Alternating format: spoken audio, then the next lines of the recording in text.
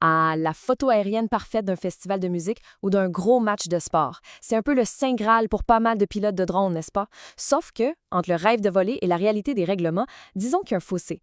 Alors aujourd'hui, on se plonge là-dedans. On va décortiquer ensemble les règles de vol pour les événements publics ici au Canada. C'est la question qui tue, hein?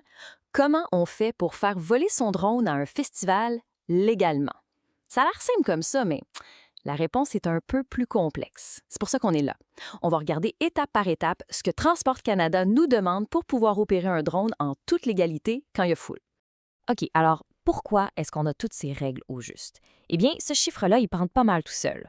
Plus 200 C'est l'augmentation du nombre d'incidents de drones signalés depuis 2014 selon la Gazette du Canada. C'est énorme, ça s'explique pas mal pourquoi il a fallu mettre en place un cadre plus strict pour s'assurer que tout le monde soit en sécurité. Ce qui nous amène directement à notre première section, drones et événements publics, ou ce que j'appelle le no-fly feeling. C'est ce sentiment que bien des pilotes connaissent, cette espèce de tiraillement entre l'envie de faire des images incroyables et le mur de règles de sécurité qui semble de plus en plus haut.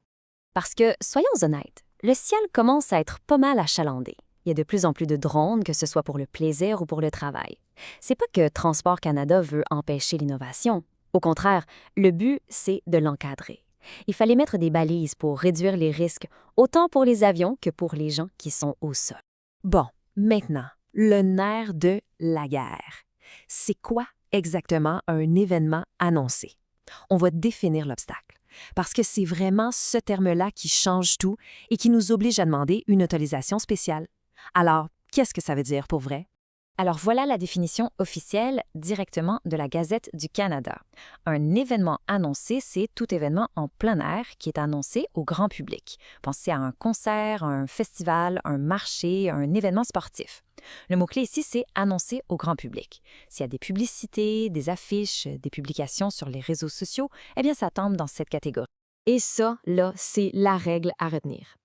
Si on prévoit voler à moins de 30 mètres, ça c'est environ 100 pieds, des limites de l'événement, il faut absolument un certificat spécial. Puis attention, là, ça s'applique à tous les drones, peu importe la taille, même les tout petits de moins de 250 grammes. Pas d'exception. Évidemment, tous ces règlements, ça peut être frustrant. Et ce commentaire-là, trouvé sur Reddit, résume assez bien le sentiment de plusieurs. L'idée d'un certain gatekeeping, comme si c'était des règles écrites par le monde de l'aviation traditionnelle qui sont pas super contents de voir des drones arriver dans leur ciel. C'est une perception qui existe et c'est important de savoir. Mais, heureusement, il y a une solution. Il y a une clé pour déverrouiller tout ça. Et cette clé, c'est le COAS CHTP. Alors, COAS SAPT, qu'est-ce que ça mange en hiver? Ça veut dire Certificat d'opération aérienne spécialisé, système d'aéronef télépiloté. En anglais, on dit SFOC RPAS. Mais il faut bien comprendre que ce n'est pas juste un permis. Pensez-y plus comme un plan de match, un plan de sécurité super détaillé qui dit exactement comment le vol va se passer et qui est approuvé par Transport Canada. OK, parfait. Maintenant, on passe aux choses sérieuses. Comment on remplit cette fameuse demande? C'est là qu'on va voir le guide pratique pour l'application. Faut être rigoureux, puis faut s'y prendre d'avance. Et voici la pièce maîtresse, le formulaire 26085. C'est le document officiel. Si on regarde bien, il y a une petite case à cocher juste pour les événements annoncés. C'est vraiment par là que tout commence. Mais ce serait trop simple si c'était juste le formulaire, hein? Non, il faut aussi fournir un paquet de documents de soutien. On parle d'un plan de sécurité, un plan d'urgence, une étude de site et un concept d'opération, ou CONOPS. C'est dans ces papiers-là qu'il faut prouver qu'on a vraiment pensé à tout et qu'on maîtrise les risques. Le plan de sécurité, c'est vraiment le cœur de la demande. En gros, c'est là qu'on écrit noir sur blanc tous les dangers possibles et surtout comment on va faire pour réduire les risques. L'objectif, c'est de protéger le public et les propriétés. C'est la preuve qu'on a fait nos devoirs. Ensuite, le plan d'urgence. C'est un peu le plan au cas où. Si le pire arrive, qu'est-ce qu'on fait? C'est là qu'on détaille les procédures à suivre, comment on communique avec les pompiers ou les ambulanciers, par exemple. Ça montre aux autorités qu'on est prêt à faire face à n'importe quoi. L'étude de site, c'est la partie visuelle. Il faut fournir une carte super claire qui montre exactement où on va voler. On doit y voir les limites, les altitudes, les obstacles, les zones à éviter. C'est comme dessiner le terrain de jeu pour le drone pour que tout le monde soit sur la même longueur d'onde.